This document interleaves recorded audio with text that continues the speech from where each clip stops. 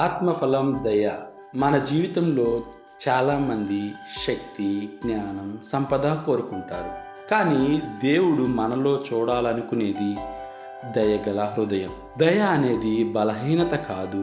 దయ అనేది దేవుని యొక్క స్వభావం. దయ అంటే ఏమిటి?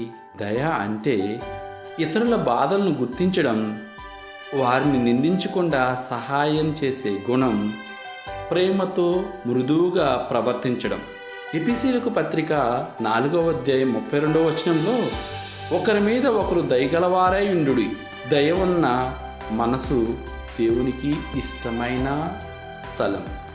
ఒక చిన్న ఉదాహరణ, మంచి సమరయుడి కథ మనం వినే ఉన్నాం. లోకాసు వార్త 10వ అధ్యాయంలో మనం మంచి సమరయుని కథ విని ఉన్నాం. గాయపడిన మనిషిని చాలామంది చూసి వెళ్ళిపోయారు. కానీ ఒక సమరయుడు అతని మీద దయతో కదిలిపోయాడు.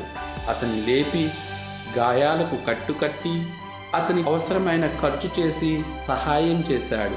దయ అనేది మాటల్లో కాదు, మన కార్యక్రమాలలో, మన పనులలో, మన నడిచే నడకలో కనిపించాలి. మన కుటుంబంలో దయ చూపుతున్నామా? మన సంఘంలో దయ చూపుదాం. మనకు అపకారం చేసిన వారికి దయ చూపుదాం. దయ చూపినప్పుడు దేవుని మహిమ బలపడుతుంది. కొలసీలకు రాసిన పత్రిక 3వ అధ్యాయం 12వ వచనంలో, దయను ధరించండి అని ప్రభు మనతో చెప్పుచున్నారు. ప్రియమైన సహోదరులారా, ప్రపంచం కఠినంగా మారుతుంది. కానీ దేవుని పిల్లలు దయతో ప్రకాశించాలి. మన జీవితం చూసి ప్రజలు ఎలా చెప్పాలి, వీరిలో దేవుని ప్రేమ కనిపిస్తుంది అని. చిన్ని ప్రార్థన. ప్రేమగల తండ్రి, నాకు దయగల హృదయంను ఇవ్వుము స్వామి. ఇతరులను విమర్శించకుండా సహాయం చేసే మనసును మాకు దయచేయము. మాటల్లో, పనుల్లో నీ దయను కనిపించేనట్లు నన్ను మార్చుము. యేసు నామంలో ప్రార్థించుచున్నాము స్వామి. ఆమేన్.